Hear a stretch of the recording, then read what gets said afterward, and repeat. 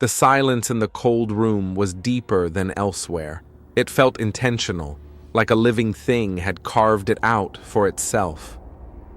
Mia stood in the doorway, heart pounding, watching Ethan as he approached the ghostly child in the corner. Her pale face was turned slightly away, but her dark eyes glittered in the low light, fixed directly on him. "Ethan, stop," Mia whispered, but her voice was swallowed by the room. No echo, no feedback. It was like speaking into a vacuum. He took another step. The child extended her hand, slowly, unnaturally, every joint clicking like cracking wood. "Stay," she said sweetly. "You always said you'd never leave me again." Mia clenched her jaw. That was something Ethan used to say. She'd heard him whisper it in his sleep before, the guilt from his sister's drowning haunting him for years. But this wasn't Emma. It couldn't be. Mia took a deep breath, stepped into the room, and shouted with all her might, "Ethan, she's not real!" This time her voice carried, barely. The girl twitched at the sound, her smile flickering into a scowl. Her head tilted too far, her neck snapping sideways like a broken doll. A rattling hiss spilled from her throat. Ethan turned slowly, as if waking from a trance. His pupils were dilated, lips pale. "Mia." She sounded just like Emma. "I know," Mia said, pulling him out of the room. She slammed the door behind them, and for a moment they both swore the wood felt warm, like flesh. They ran back downstairs. The house wasn't done with them, not even close. The living room had changed. Every photo on the wall had been replaced, not with old images, but new ones. Photos of them, taken from impossible angles, sleeping, sitting, standing in places they hadn't even entered yet. The creepiest one? Mia, brushing her hair in front of the bathroom mirror. Except she'd never done that. Not once. "That's not me," she whispered. Ethan examined the frame. There's no camera lens, nothing hidden.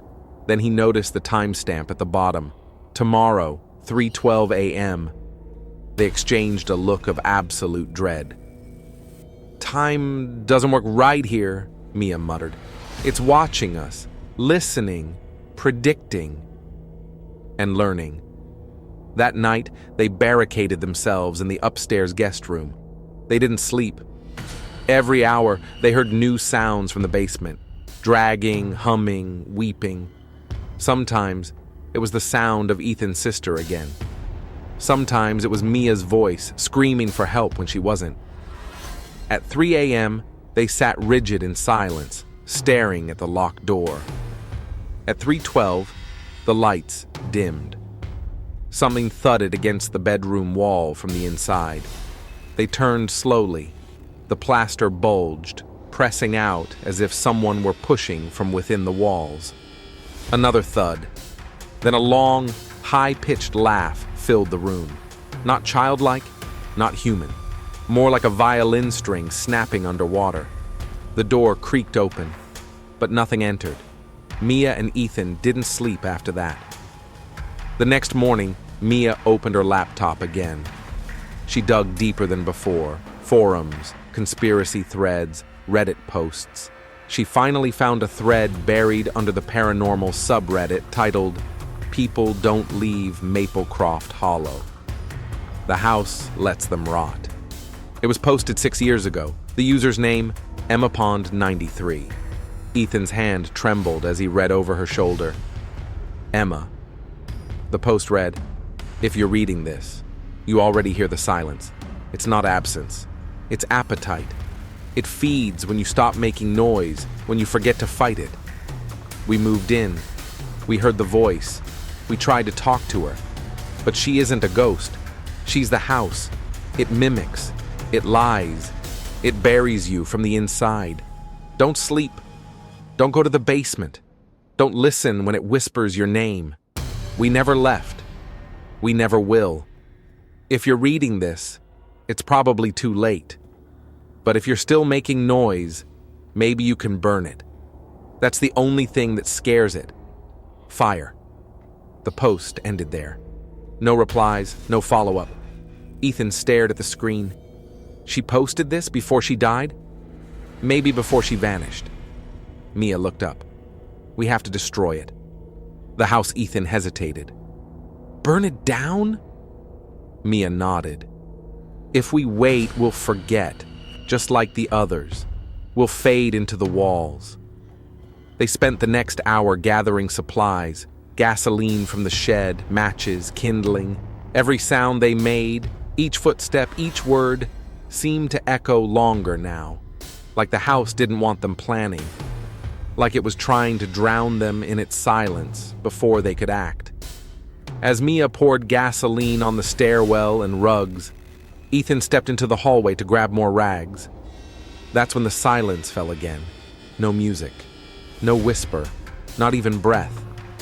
Mia spun around and realized she couldn't hear herself blink. Ethan? She mouthed. No reply. Then she heard it again. The breathing. From the basement. The trap door flew open with a blast of cold air, and something climbed out. She couldn't see it clearly, only shapes, writhing and bending at impossible angles, like a person stitched together from shadows and bones. It hissed as it moved, crawling with deliberate slowness toward her. Mia dropped the gas can, fumbled for a match. Her hands wouldn't move. Her body went rigid. The silence pressed against her lungs like a stone. The figure came closer. Now she could see it had her face, a distorted version, smiling with teeth too wide. And then Ethan tackled it from the side, yelling. Sound returned like a pop. Mia gasped, stumbled back, and finally struck the match. She flung it onto the gas-soaked rug. Fire erupted. The shadow screamed, actually screamed, a sound like wind and metal tearing in half. It writhed, flailed, then dissolved into smoke that smelled like burning earth and blood. The fire spread fast, too fast. The house began to shake. The walls groaned like an animal in agony. Doors slammed on their own. Screams erupted from every room, every vent, every wall, as if every soul it had ever swallowed was crying out at once.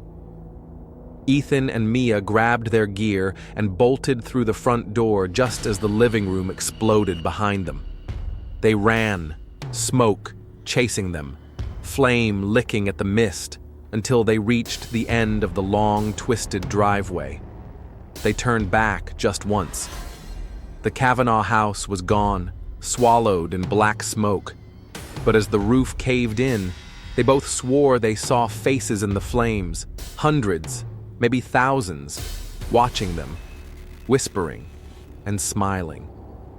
The sun rose over Hollow Pines for the first time in days.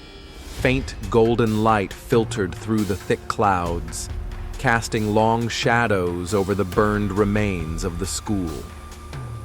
Jake sat on the back steps of the community center, a wool blanket draped over his shoulders. His eyes were sunken, sleepless, but alert. He hadn't spoken much since the fire. No one knew exactly what happened inside, only that he emerged alone, covered in ash, clutching the broken piece of the old school bell.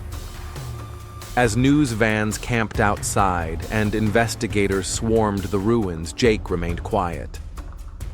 Only Clara knew the truth. The full truth. The spirit of Ezra Holcomb had been bound to the ritual, and by dragging him into the fire, Jake had severed the link between Hollow Pines and the dimension beneath. But the price had been steep. 3 students were gone, no bodies, just vanished. The town mourned, but behind closed doors, whispers started again, about cursed land, about things that should never have been unearthed. A week later, Jake returned to the charred site. He stood in the middle of the rubble, looking down at the cracked foundation. He dropped the piece of the bell into the earth. "I'm sorry," he whispered, "but you'll never ring again." As he turned to leave, the wind picked up. It carried a faint metallic chime, the sound of a bell. Jake froze. Then he ran,